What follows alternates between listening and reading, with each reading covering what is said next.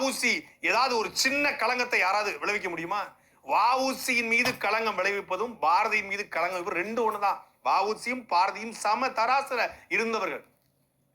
அதே வஉசிக்கு ஈவேரா கப்பல் வாங்குறதுக்கு பணம் கொடுத்தாராம்.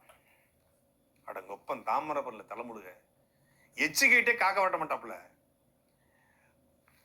ஈவேராவுடைய சிந்தனைகளை கடத்துவதற்காக, திராவிட இயக்க சிந்தனைகளை, பகுத்தறிவு சிந்தனைகளை, கடவுளுணர்வு சிந்தனைகளை கடத்துவதற்காக எம்.ஆர். ராதா நாடகம் போடுறதுக்கு திட்டமிடுறாரு. எங்க? ஈரோட்டில். யாரு? இந்த பண்ணையார் இருக்கவில்லை, ஈரோட்டு பண்ணையார் முதலாளி மணியம்மையோட ஹஸ்பண்ட்.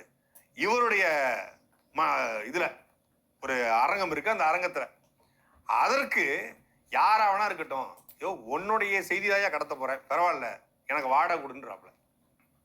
வாடகை கொடுத்தா தான் நீ அந்த அந்த இடத்த நாங்க வந்து தருவோம் நாடகம் போடுறதுக்கு அப்படின்னு முடிவு பண்ணிடுறாங்க. உடனே வந்து இல்லைங்க, டிக்கெட்லாம் பிரிஞ்சதுக்கு அப்புறம் அந்த தொகையை வச்சா நாடகம் கொடுக்க முடியும். எம்.ஆர். ராதாக்கு வந்து 7-8 வீடு, அது ஏதாவது காசுலாம் செலவு பண்ணிடுவாப்புல.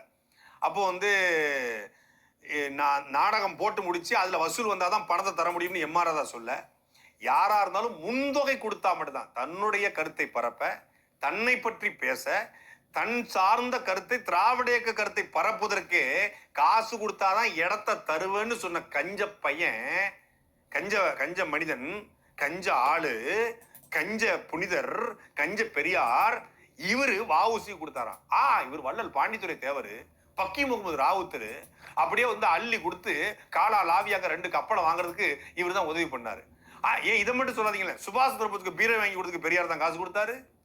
காந்திக்கு வந்து உப்பு சத்தியாகிரகம் போகும்போது உப்பு வாங்குறதுக்கு இவர் தான் காசு கொடுத்தாரு.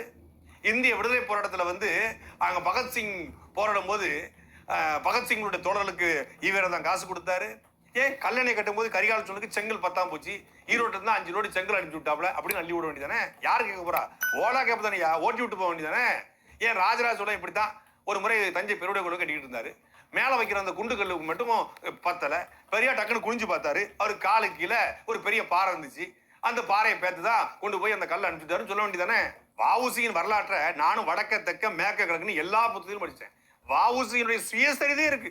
ஒரு வார்த்தை கூட ஈவேராவோட பேர் இல்லையே.